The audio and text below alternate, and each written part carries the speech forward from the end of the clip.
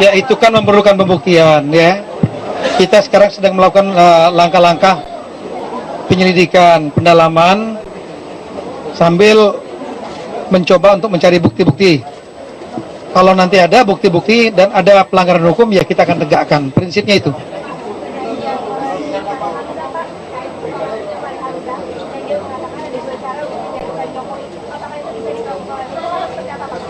Ya, kita akan pelajari apakah ini nanti bisa masuk dalam pasal makar ya. Kalau masuk dalam pasal makar ya kita akan proses hukum, prinsipnya gitu. Ya, sedang dijalanin, sedang dipelajari. Kan ada proses lidik namanya penyelidikan untuk menemukan apakah ada pidana atau tidak. Sama lah seperti kasus Basuki Cahayapurnama, ini kan dalam tahap penyelidikan.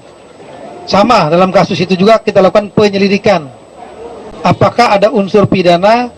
Kalau pembunuhan kan gampang, pembunuhan itu jelas pidana. Tapi kasus-kasus yang ucapan yang kira-kira gray area, itu lebih baik kita melakukan penyelidikan.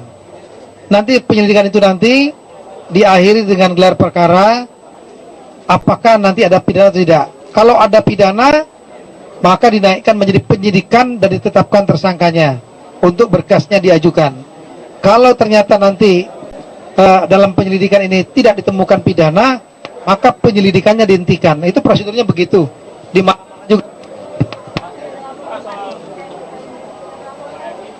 Kalau kasus makar itu bukan dugaan makar ya, itu bukan kasus delik aduan, jadi dapat dilaksanakan oleh kepolisian.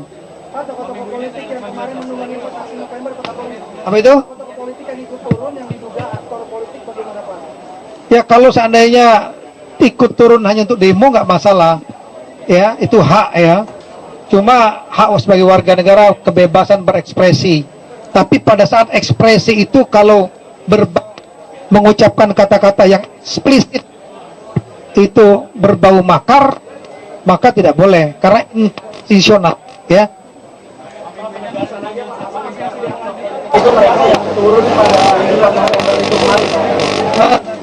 Ini dalam proses penyelidikan, sekali lagi saya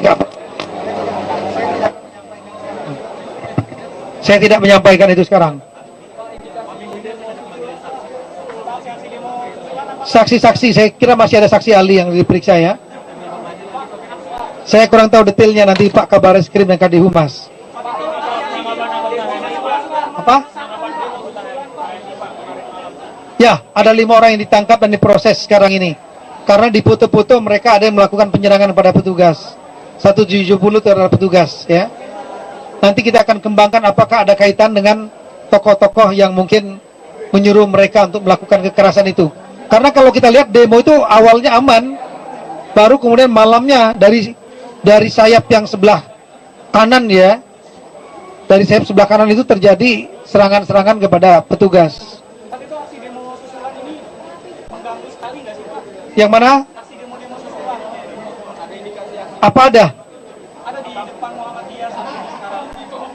Ya, kalau demo kecil-kecilan dan mereka melakukan pemberitahuan, ya, saya kira nggak ada masalah. Tapi tolong masyarakat kita juga bersikap rasional, betul-betul berpikir ya.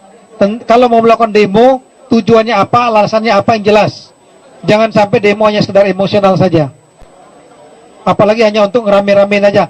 Kasihan masyarakat yang terganggu jalannya. Baik, makasih.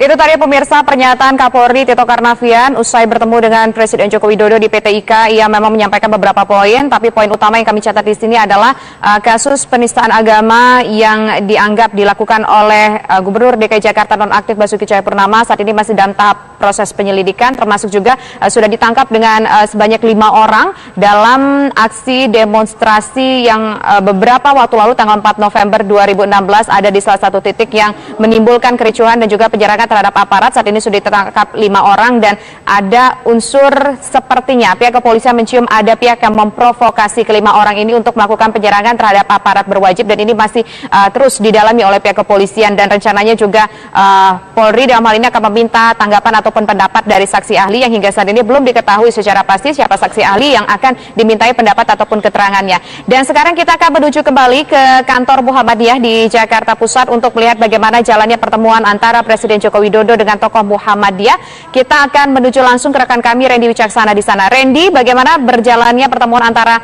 Presiden Republik Indonesia dengan tokoh Muhammadiyah? Sudah masukkah ke dalam Presiden Joko Widodo dan apa yang disampaikan Presiden Joko Widodo sebelum masuk ke kantor Muhammadiyah? Randy, silakan.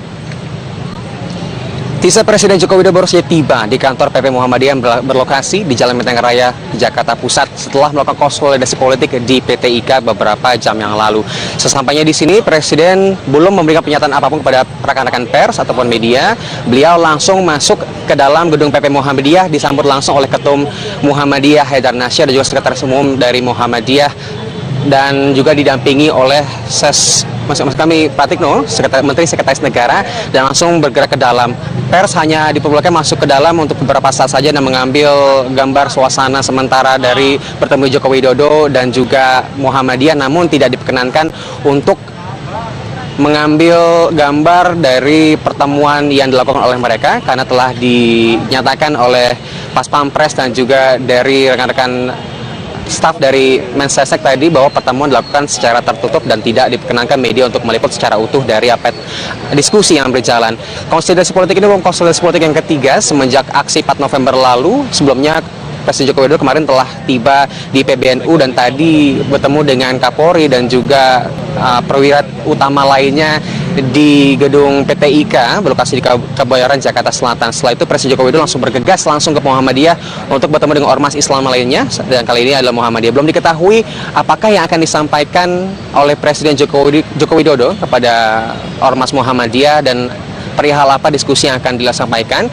Namun kabar yang beredar di kalangan media diperkirakan bahwa pertemuan ini masih terkait erat dengan konsolidasi dari aksi damai yang terjadi pada tanggal 4 November lalu, di mana kericuhan terjadi antara ormas-ormas Islam dan juga pihak kepolisian dikarenakan mereka menginginkan untuk bertemu dengan Presiden Joko Widodo. Presiden Joko Widodo kan baru memberikan keterangan pada tengah malam pada 4 November lalu. Pada keterangan pers yang diberikan oleh Presiden Joko Widodo dan juga Ketua PBNU kemarin kepada rekan-rekan media, pertemuan dilakukan terkait dengan apresiasi dari Presiden Joko Widodo terhadap ormas Islam dari peran mereka untuk memberikan anjuran-anjuran kedamaian dan juga yang telah menjunjung tinggi penyejukan dari amarah yang sempat meluap pada aksi damai 4 November lalu. Meskipun awalnya aksi damai berjalan dengan sangat amat lancar, namun mulai pukul 6 aksi damai tidak juga usai dan kemudian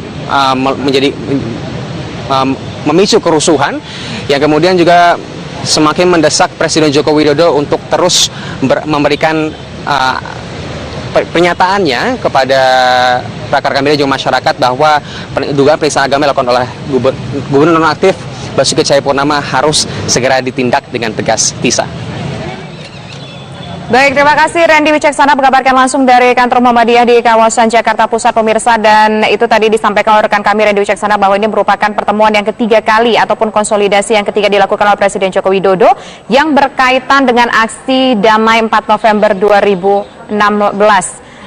Dan pemirsa, tadi juga disampaikan oleh Randy bahwa usai 4 November 2016 aksi demonstrasi dilakukan secara damai, ini memang Presiden Joko Widodo sempat mendatangi beberapa tokoh dari PBNU pertama, dan kemudian tadi juga mendatangi PT IKA sekaligus mengapresiasi kerja dari pihak aparat berwajib yang sudah menjalankan aksi demonstrasi atau mengamankan aksi demonstrasi 4 November 2016 kemarin dengan baik dan juga damai, pemirsa. Kemudian juga hari ini usai dari PT IKA, Presiden Joko Widodo langsung bertolak menuju PP Muhammadiyah. Pertemuan baru saja berlangsung dan saat ini masih berlangsung. Dikabarkan pertemuan memang dilakukan secara tertutup.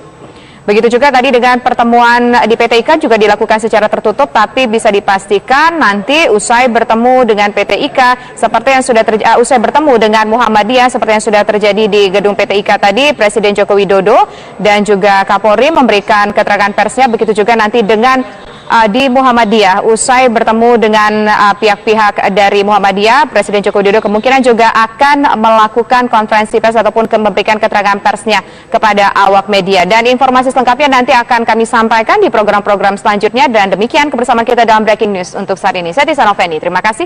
Sampai jumpa.